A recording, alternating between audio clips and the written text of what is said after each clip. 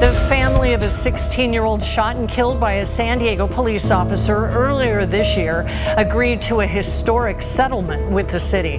The city attorney's office agreed to pay $30 million to the Wilson family for the death of Canoa Wilson. $30 million. That number doesn't show up in police settlements by accident. When a city writes a check that large, it means someone inside the city saw something they could not defend in court. Where a single bullet, a single decision, and most likely a single moment forced an entire city to make one of the largest payouts in American history. You know, what is the price of a human life? My nephew, your son, our mother, our father. And I don't know if you could put a price on that. If the suspect was running away from a shooter, how did he become the perceived threat?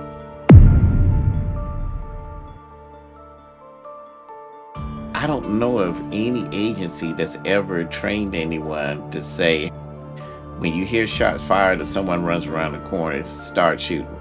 I mean, I've never seen it.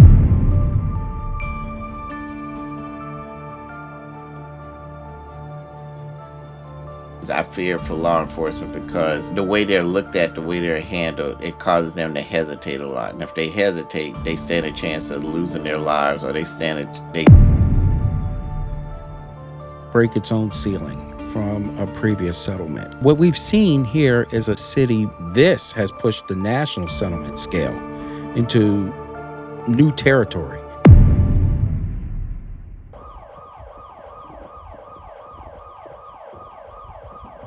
HillOfJustice is sponsored and produced by Jermaine Delmas Studios. Welcome to the channel where we break down America's most shocking cases with expert insight, with undeniable truths, and with evidence everyone else missed. $30 million. That number doesn't show up in police settlements by accident. When a city writes a check that large, it means someone inside the city saw something they could not defend in court. And we're looking at a headline, but what we should really be looking at is the pressure points where a single bullet, a single decision, and most likely a single moment forced an entire city to make one of the largest payouts in American history. And the part that nobody is talking about, the case may permanently shift how police shootings are litigated and how cities prepare for them. I'm Jerome Hill, former police officer and state investigator, and with me is retired Sheriff Victor Hill. We've stood on shooting scenes before, where before the tape went up and before the cameras arrive and certainly before the families are notified. But in this San Diego case, this one hit every pressure point that you can possibly conceive. We have a 16-year-old running from the gunfire. A police officer positioned to intercept him makes a split-second decision, and the surveillance footage that we are able to see and take a look at changed the trajectory of how this lawsuit was paid out. But here's the contradiction that gets me as an investigator taking a look at this with a different type of eye. If the suspect was running away from a shooter, how did he become the perceived threat? Brother, did you see that? I saw it, and it was very, very disturbing. You know, this one is so complicated on so many levels. What is the price of a human life? Well, if it's one of our loved ones, what's the price of the life of my nephew, your son, our mother, our father, and I don't know if you could put a price on that.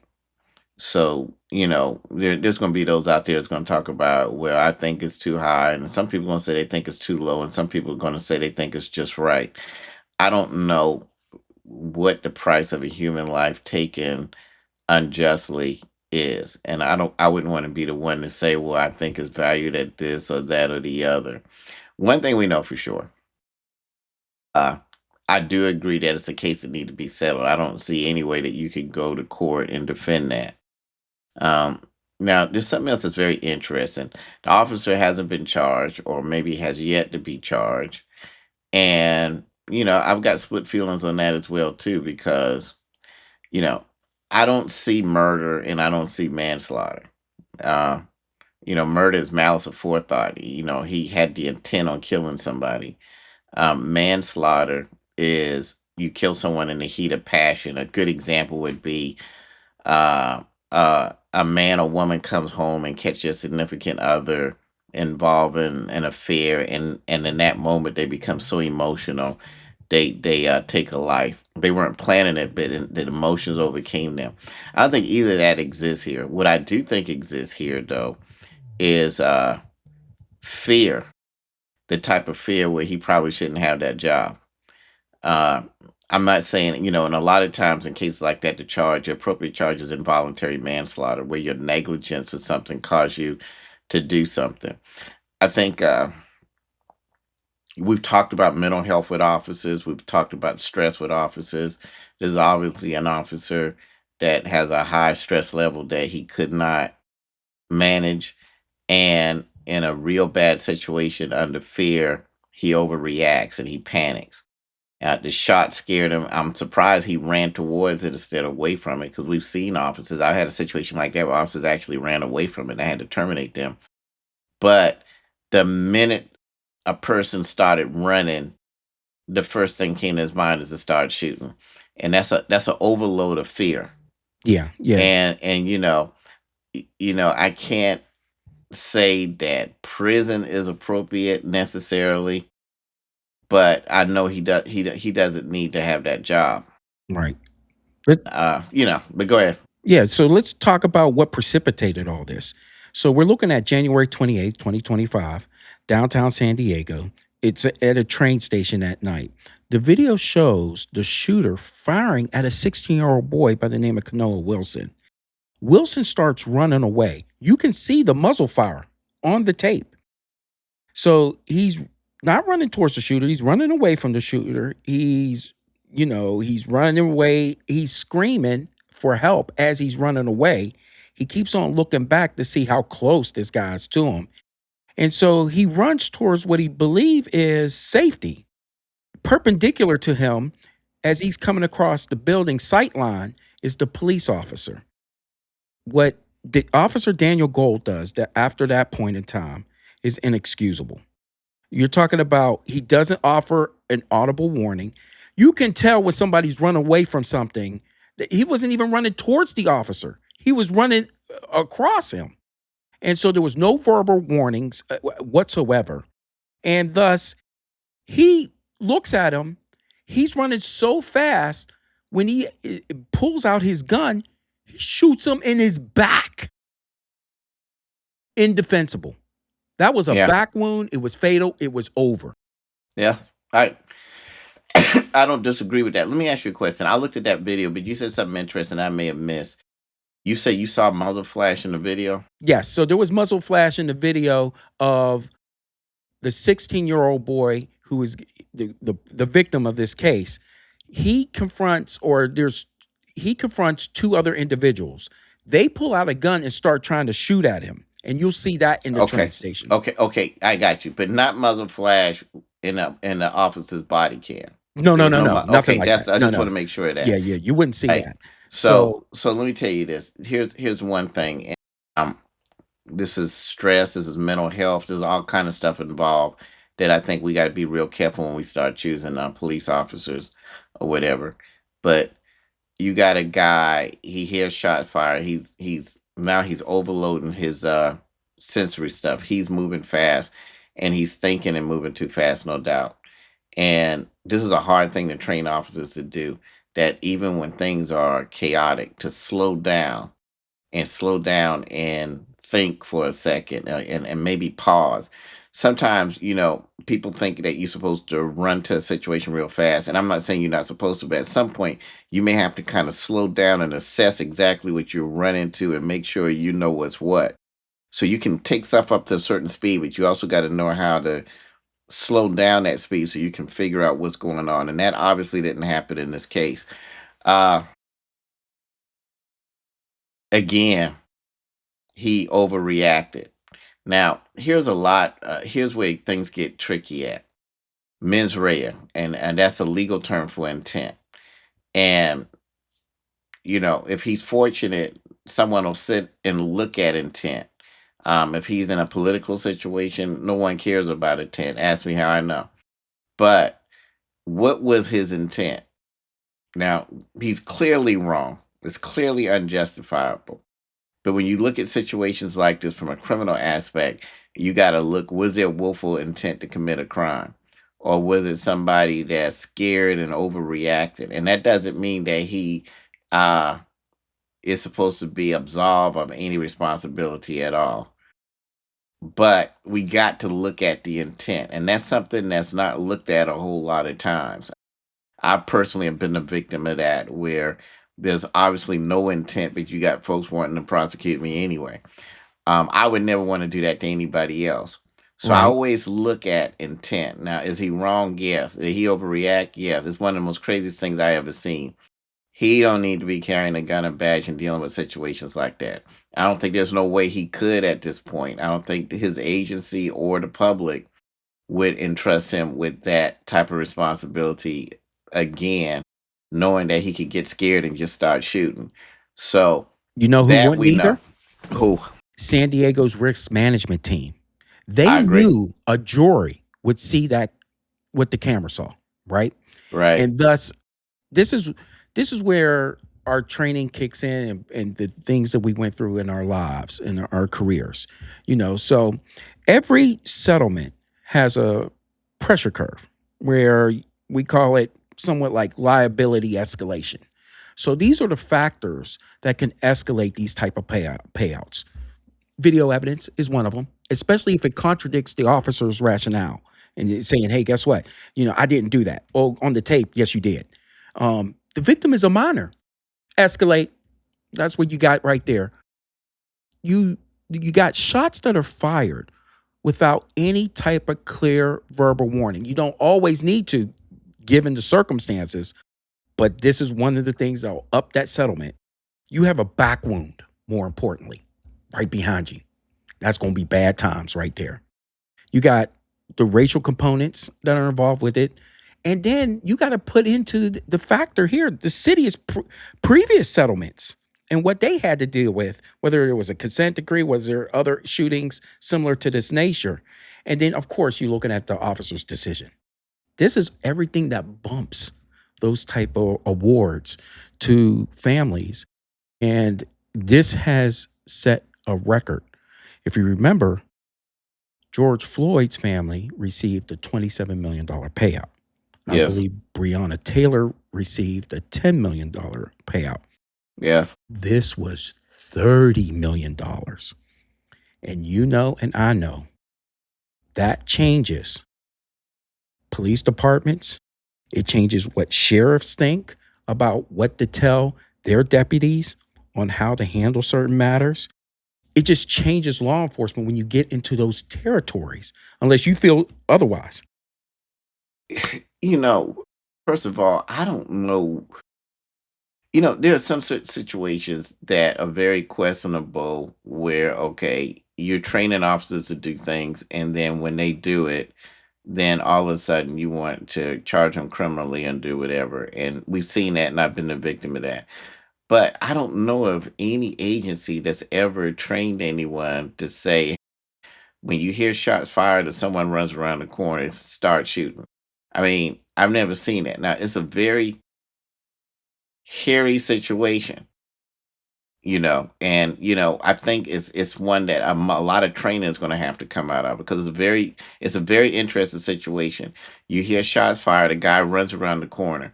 Okay, well, you may want to tell him stop, lay down on the ground, but let me tell you this: you definitely need situational awareness training, because had he did that, and had that guy laid on the ground, right behind him was going to be coming the people who are actually trying to shoot and kill him, who could have possibly killed both of them. That doesn't give him the right to shoot this guy. Mhm. I'm not saying that. But I mean, I think officers need to be trained for situations like that, because, this is a classic shoot, don't shoot scenario. Why we have that type of training I forgot the name of it. I had one for our agency where it's video, and then you have to make the decision whether to shoot or not to shoot. I Yeah, don't we've had that type recall of this training too. particular right. I don't recall this particular scenario being in that training, but I think if it isn't, it needs to be. It will be. Yeah, it will be. It's a hell of a scenario. But the answer is definitely not shoot the first person that comes running around the corner. Because, I mean, anyone can be running. A woman could be running from a rapist. A person could be running from an axe killer. And so you just don't shoot because the person's running. There has to be a specific reason. Now, let's say that situation was handled textbook exactly. Let's say that kid ran by, then the guys ran by that were shooting at him. Then if he had shot at them without even saying police stop, You don't have he, to. he don't have to, Right. because You can do it right. basically he's watching two guys chase and shoot at a guy, and now he's taking action to stop them from killing that guy. Then it would have been a textbook Felony in your example. presence. Right. Exactly. And even if he shot them in the back, it would have been fine because he's trying to stop someone from killing somebody Good else. point. Right. Exactly. Because you can shoot somebody in the back if shooting them in the back prevents them from harming or killing somebody else. And there is a clause where law enforcement, not civilians, that if a person gets away, he's already shot 2, 3 people or whatever, and if he gets away, there's a potential for him to shoot more people, or he's already fired at you and now he's leaving. Well, you don't have to wait for him to fire at you again. That's a whole nother category. But in this situation here, there's no one that's ever going to train you to say, hey, if there's shooting going on and people start running around the corner and start shooting. If that's the case, what if it was at a place where there was a crowd and the whole crowd is running? Do you start gunning down everyone in the crowd that's running Right. away? Right. Exactly. Yeah. So And so we got, just to give everybody a good idea of what happens in a room full of city attorneys, you got plaintiff attorneys together. They run these models, these risk assessment models, particularly the plaintiff attorneys, where they look at national comparisons of other settlements throughout, the United States. This is how you get to the $20 to $40 million range. And then you got to deal with the city insurers or even the municipal insurers that step in. And guess what they don't like? They don't want unpredictability. What I mean by that is they take a look. They do not want that video to make the light of day to a jury who is going to be emotional and drive that price way up more than that. They're going to settle. That's true. That's true. That's what And they're going to do. and something like that, a jury may, drive it up even further. Right. Right. So If the city council looks at it, they're like, no mas. We don't want this. I agree. And, and that's, according to multiple reports, that's when the negotiation turned into this really historic territory with all this. Yes. And there were red flags all over the case. So what happened to the two guys that were running and shooting at this kid? Did anyone ever identify them and find them and arrest them? Please don't tell me they're still at large. I do not know. It's just that what happens when someone gets shot like this, of course, all hands are on deck trying to go ahead and find out what's going on, why this person got shot, and come to find out he was the victim. Now, I can tell you this. When they were working on him, they worked on him immediately. They found a gun on his person. He just never put his hands towards his gun. He was running away, didn't even go for it. It doesn't change the facts of the case, though. No, it doesn't change the fact of the case. I mean, this is not one of those situations where you could say, okay, maybe, and I'm not saying he is, and I'm not saying he's not. And I want to be real careful with this because we're dealing with a family who's lost a 16-year-old, and $30 million can't bring him back. I mean, they deserve a settlement, but I'm sure if they had a choice, they would have him back than to have the settlement. So I don't want to say anything that would offend his family, and my condolences and sympathy for their loss will always be there. But it's interesting. You got, if he had a gun on him and there's this conflict, he may have been involved in some things he shouldn't have been involved in, and that's why they were after him. That doesn't give the police a right to shoot him for running for his life. I would like to see those guys caught and prosecuted as well for attempted murder because they were trying to kill him. Mm-hmm. And you got to look at the fact that maybe he had a gun for self-defense because he knew, you know, and like I said, I'm not justifying that lifestyle or whatever, but there's nothing that can justify a man running for his life and he gets shot and killed, whether he has a gun on him or not. What was interesting is the kid was running for his life and wasn't engaging in a shootout. He didn't pull the gun and start shooting back at the guys. Now that's another interesting situation. Suppose he had engaged in a firefight and the cop came around and he's dealing with a situation where two people are shooting at each other. Mm-hmm. Okay, what does he do then? Um, does he shoot this one to stop him from killing the other? Does he shoot this one from stopping them from killing that particular person? I think that training needs to be at the foreplay of law enforcement right now.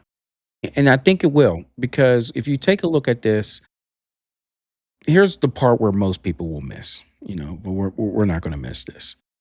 The case does force departments to either rewrite pursuit, engagement, or even threat assessments, what you were just talking about right now. And these protocols have to go, this will be a case study for this type of stuff. And even that thought experiment that you're talking about.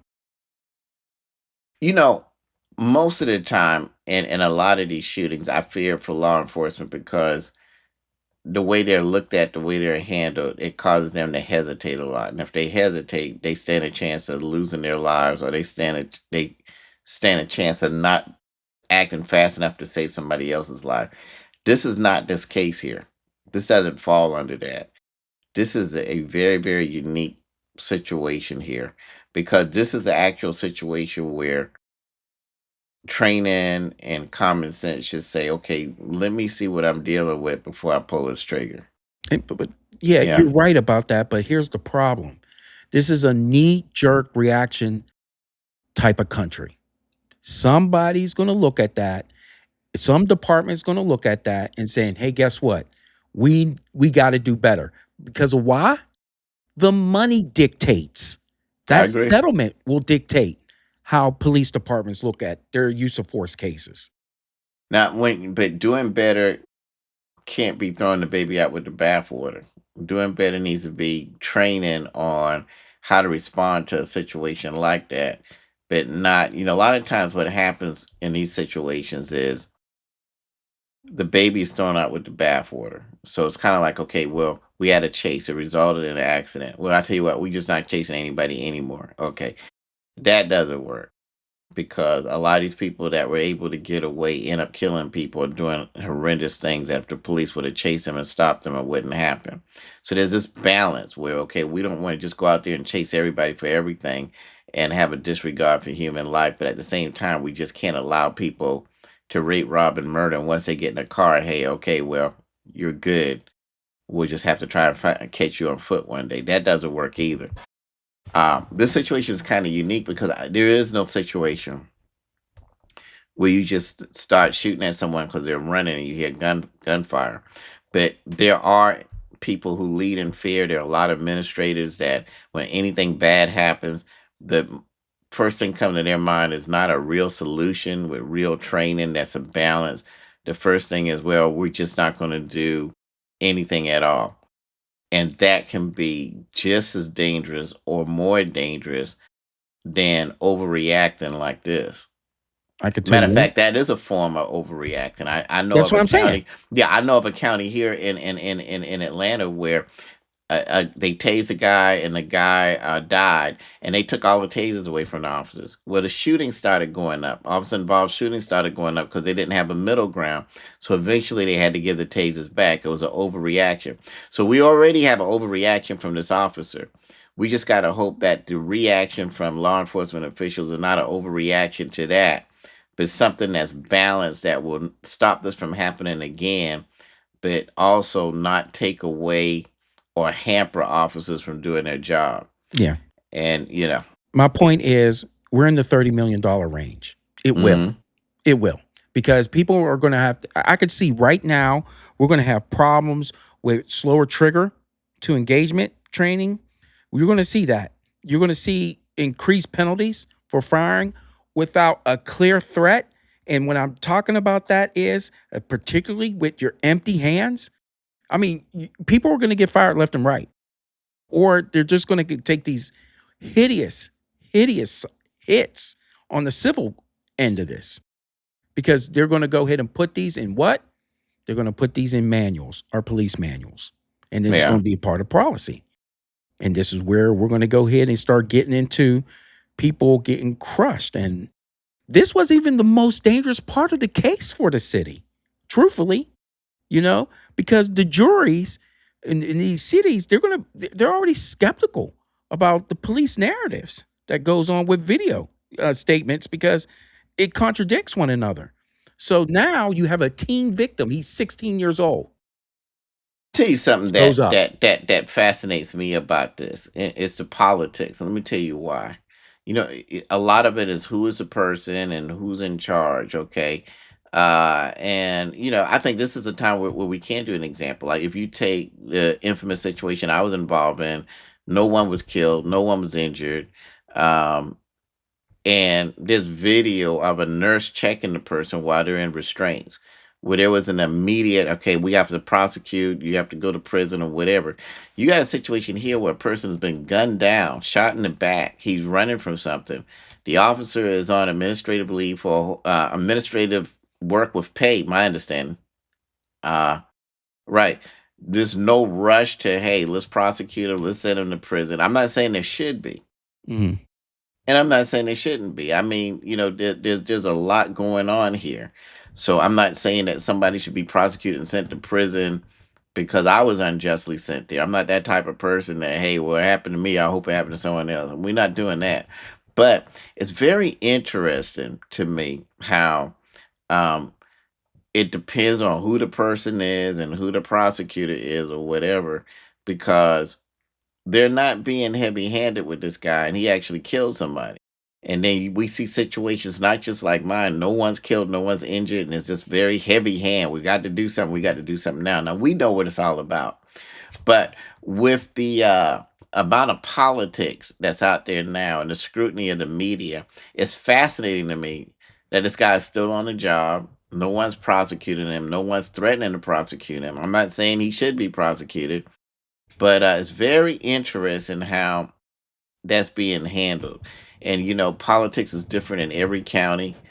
And it's very interesting. I'm sure if he was someone that had some type of political enemies, then it probably would have been handled differently already. Because we saw the situation. We covered the shooting with the man that shot the woman with mental illness in her house. Mhm. And he was in jail for murder just like that. And it's interesting how this guy isn't. And I'm not saying he should be, but it's just interesting how these cases are handled different. And we know that deals with politics. Right. So what we've seen here is a city break its own ceiling from a previous settlement. And we've seen a case that pushes the national. Now, this has pushed the national settlement scale into new territory. There's going to be more.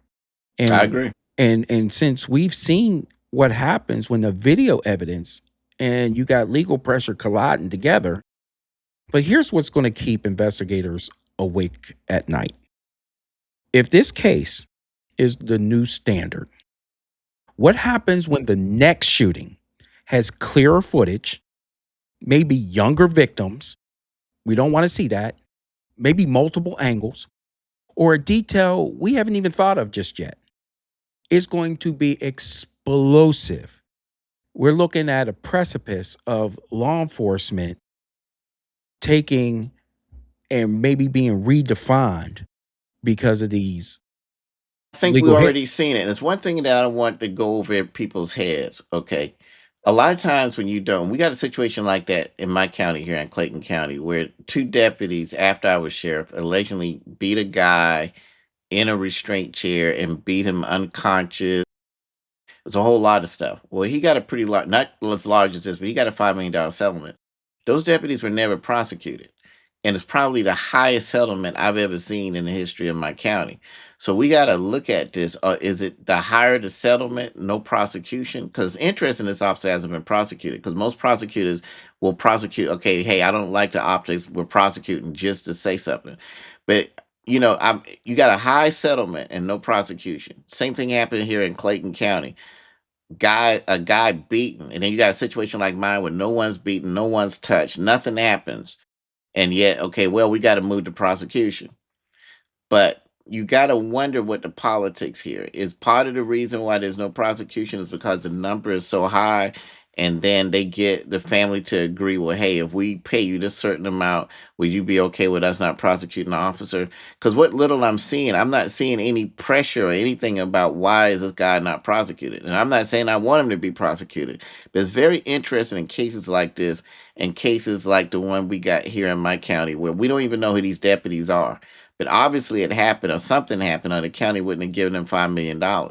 Well, you beat a man that bad, unconscious, that he's sent to the hospital, and you beat him in a restraint chair, I can tell you why. and no one's prosecuted.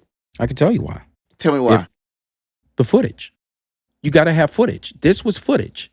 Everybody saw this, and they were preventing it. You can. But there was no footage. There was no footage in the situation I'm talking about. But it's the highest. It's the highest settlement we know of. So the point I'm making is not the footage. The point I'm making is there's no prosecution of this officer and no rush to a prosecution. Just like we got two deputies that beat a man in a restraint chair to the point to where, hey, we're going to give him $5 million. Why is it that they're not prosecuted? Is it because there's an agreement? Because, hey, if the person get a certain $1 million, okay, that's fine. He don't have to be prosecuted as long as I get millions of dollars. That's true. What I'm getting at. We know that. Right. And we know there's footage out there, and I want everybody to know this too. We know that there's footage out there that's buried, that if it did come to light, we would be talking about a different set of circumstances right now. That's facts. What footage in this case? No, I'm talking about not so much in this case, but I'm talking about in other areas in law enforcement, whether it be in the prison system, the jail system, where we're talking about law enforcement. A lot of that stuff is suppressed. We're talking about civil judgments in this case, but we got to go ahead and talk about, hey, guess what? About footage that's not out there. But I agree, but are we saying that we can use taxpayers' money if we give people millions and we like this officer? Well, hey, don't put him in jail. We'll just give you a few more $1 million. But then in other situations, no, the guy doesn't get. But then look at George Floyd. There's a prosecution and there's $27 million. But then you got a situation like this where, okay, it's $30 million and no prosecution in sight. Or a situation like here in Clayton County, there's $5 million and no one's prosecuted. And the way this guy was viciously beaten, are these guys still in law enforcement? Are they going to stay in law enforcement? Is this guy going to stay in law enforcement? A guy that if he panics and sees someone running, he'll start shooting? It's going to be interesting to see. Yeah, it will be interesting. Right. But I can tell you this, that if and when that footage surfaces, we'll be right back here. So hit like, comment, subscribe, and certainly take a look at our merch on our website. And until next time.